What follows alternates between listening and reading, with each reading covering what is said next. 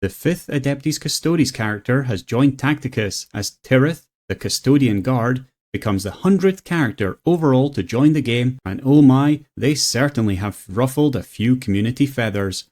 So let's look together at why that is and whether they're going to be useful in the game.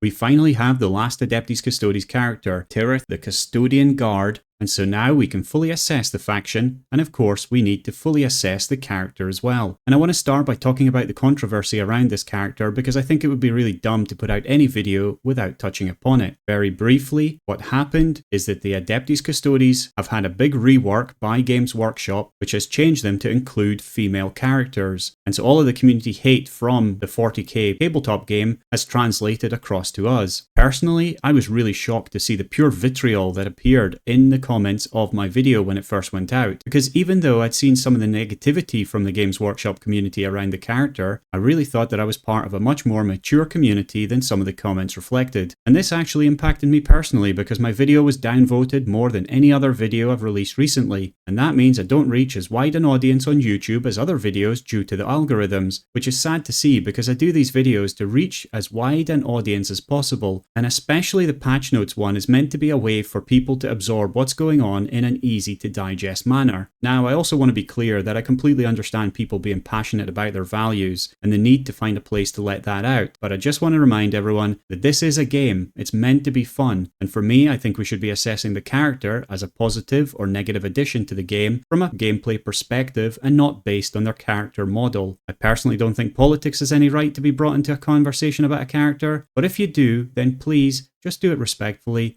and let's have a proper conversation around it. And that's my thoughts on the matter. I hope it doesn't offend anyone because that's definitely not my intention here, but just remember to be nice to each other and especially to all the content creators who are working hard to bring you content regularly. Now I want to turn to Tyrith, and as always we'll start with the lore. As there's been a big revision of the Custodes, I can only look at the Custodian Guard as a whole, and so in lore the Custodian Guard are the main fighting force of the Adeptus Custodes. Each Custodian is individually engineered, personally crafted, and trained over decades to be the perfect guardian of the Emperor of mankind. Where Space Marines are mass-produced, relatively speaking, each Custodian is a unique work of art created using genecraft so secret even the tech priests of Mars are forbidden from asking questions. They are stronger, faster, and more intelligent than even the finest Astartes, and they've been doing this for 10,000 years. Their job is simple: to protect the Emperor at all costs. And for most of Imperium's history, they never left the Imperial Palace, even while the whole galaxy was burning, because their duty wasn't to the Imperium, but to the Emperor himself. That all changed with the opening of the Cicatrix Maledictum, which was a vast warp rift that erupted across the galaxy at the end of the 13th Black Crusade, during the Fall Acadia. And now they go where they're needed, and these golden gods stride into war zones, turning battles by sheer presence.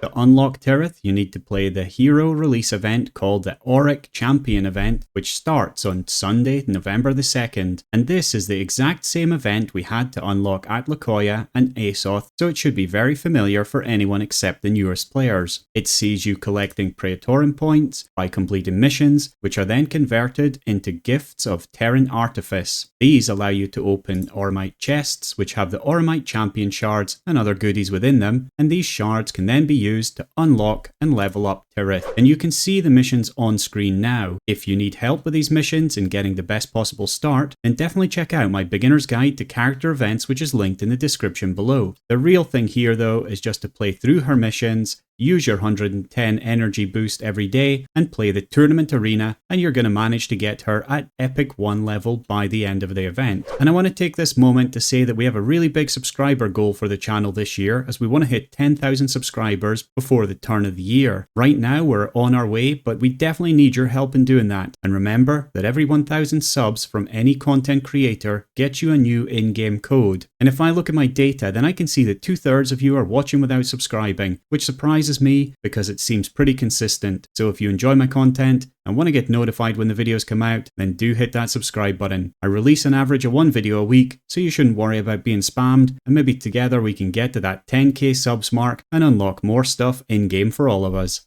And in the meantime, if you want to earn some free blackstone to help you on your way, you can use my Refer a Friend code in-game today to get 100 free blackstone. Just note that you can only use one person's Refer a Friend code, so make sure you make the most of it. Now let's take a look at our traits. Tyrith is an Imperial character.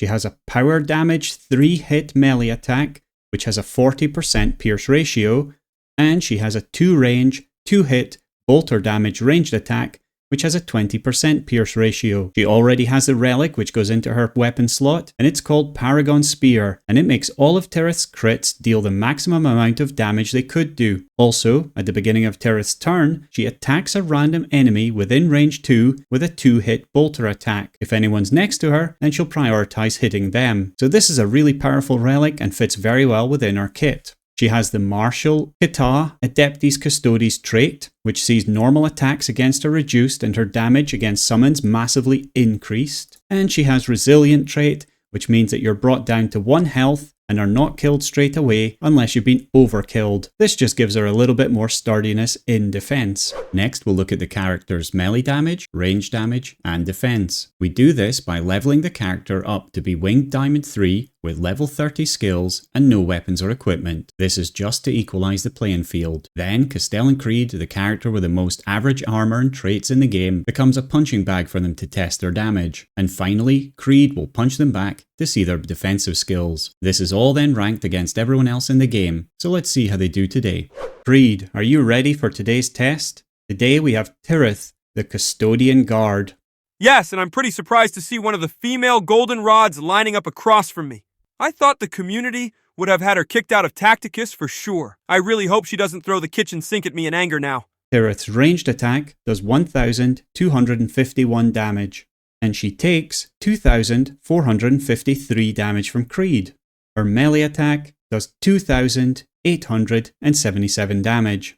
So starting with her melee damage, she comes in 37th position, which is just about mid-table, and honestly, that's not bad, especially when you consider she will be constantly adding a little bit of damage when she's attacked with her passive. It's nowhere near the top champions, but that's because she has powered damage, which has a low armor penetration rating, so it's not surprising. Her range damage is much worse though, and again this is due to her bolter damage, which has a really low penetration rating. She comes in 41st position out of 47 champions that have a ranged attack, so not a lot to talk about here. She won't be in the new upcoming ranged meta team, that's for sure. Finally, for this section, her defense puts her in 36th position, which is again not too bad. To give you an idea, this is around Dante's defense, and if you've played with him, you'll know that he does go down quite easily when focused, but he doesn't have the resilient trait like Tyrith does. Now let's talk about her skills. Her passive is Unwavering Sentinel and is in the damage category of skills. After Tyrith is attacked, and providing the attackers within 2 range, she will attack them back with a couple of bolter shots. However, if there is an enemy next to Tyrith, then she won't be able to retaliate if the character is at range. She will still hit everyone around her though when they attack. Should this be prioritized as a skill over other for new players? Not unless you're prioritizing this character specifically. Her active is Vigilance Internal, and this is also in the damage category of skills. This lets her jump attack an enemy within 2 range, dealing 3 power damage attacks, and lets her close the distance. The damage is a bit more than her normal attack, and she can do this every couple of rounds. Very simply, this is for use with others who boost or are boosted by a non-normal attack. That could be Trajan or Atlacoia, for example, who need lots of actives to boost damage to characters, so very faction flavorable for sure. The other thing to note, which I initially missed with her, is that this doesn't end her turn, so she can still move and attack. That means she's very maneuverable from quite a distance when her active is up, and she can bounce off one character and then attack another. Should this be prioritized as a skill over other for new players? No, because damage skills are not as important as spawning or healing for early level players. Looking at her Mythic Missions, they are defeat 40 enemies that have the instinctive behavior trait with Tyrith in one battle, deal 13,000 damage in one turn, use abilities 20 times, score 30 hits with Tyrith in one turn, and deal 70,000 power damage and 70,000 bolter damage. And the reward is an ancient ceremonial knife. So the first one is easy, as you just do an onslaught slot and let Tyrith get most of the kills. Tyranids have the instinctive behavior trait, so that makes this fairly straightforward.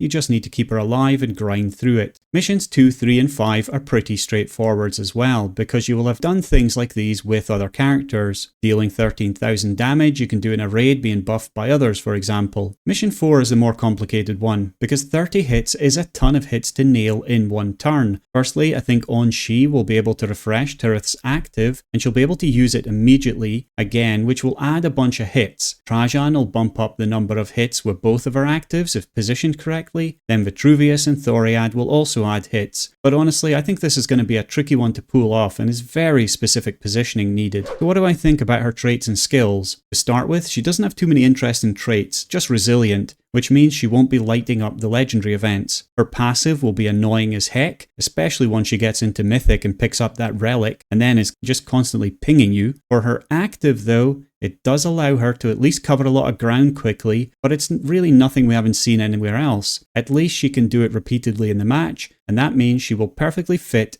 into the Adeptus Custodes faction team, who are looking for actives firing constantly. Atlacoia being one that gets powered up, and Trajan's passive needs an active to fire every round as well. So what modes does she fit into? Well, I don't think she's going to be fitting into a lot of them personally. In legendary events, she'll fit into resilient, ranged, max 2 hits, power damage and bolter damage. Just note that when assessing her for max 2 or 3 hits, as well as the minimum 3 hits battles, you always check a character's ranged hits first, and only if she doesn't have a ranged attack do you look at the melee attack, and this is going to be important later when we assess her for legendary events. She will be interesting in an Isabella battle ball though, which will be handy specifically in the Lucius Alpha track bolter battle, as having someone next to Isabella that has resilient will be pretty amazing, as they're pretty much invincible. In guild raids, I find it very hard to judge. She might knock Karn out of the Adeptus Custodes team just to give a little bit more precision and a bit less chaotic nature. In some raids, she'll be able to use her active in round 1 because she can reach the enemy, which might help bump up Trajan's passive, but that's really a stretch. I'm definitely not going to say go and rush her as a must-have, that's for sure. In Guild War, she will be a pain in the butt in truth. I'm not looking forward to facing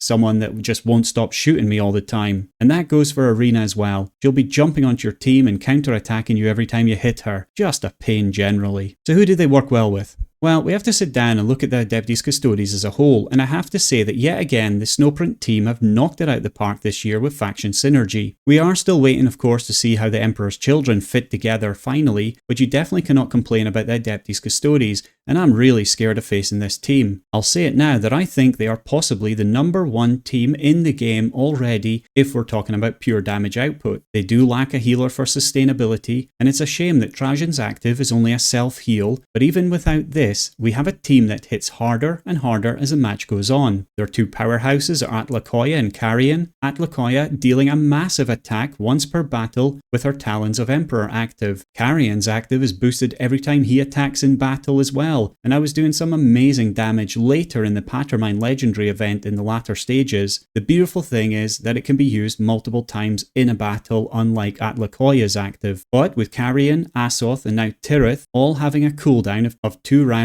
on their actives, it means that an Adeptus Custodes character will be firing off an active every single round, providing they rotate amongst themselves. With Trajan's Legendary Commander passive getting boosted if a friendly unit has used an active that turn, then you can see how all this plays together. I don't want to face this fully leveled faction, that's for sure. So what is my overall takeaway here? Well, the truth is that I find her an okay character who will do okay in an okay amount of modes. Okay? Yeah, that's really the feeling that Tyrith brings right now to me. I don't see her excelling at anything in particular, except being this really annoying character to fight against in AI-controlled modes, because she's going to keep poking me all the time. And I, like many of you, really wanted to see an Alaris champion coming into that last slot. And I have to wonder if it wasn't for the TV show whether we would have seen that. Honestly, I think like Titus coming in, we are going to see a 6th Custodian champion added to round off this team at some point. But I have no no real clue if that will happen or not. But she does fit in with the rest of the faction well enough because of that repeating active skill, and she's going to be annoying because of the passive. Either way, I think all the fuss that's been caused in the community has not really been worth it as we've looked closer to her kit. But let's see where she fits into legendary events. The Patermine event has left us, but you should keep an eye out for a video I have coming next week with a little retrospective I have on that event, especially regards to the later stages and trying to reach Mythic with the events we've got left. But let's start with the Dante event for now.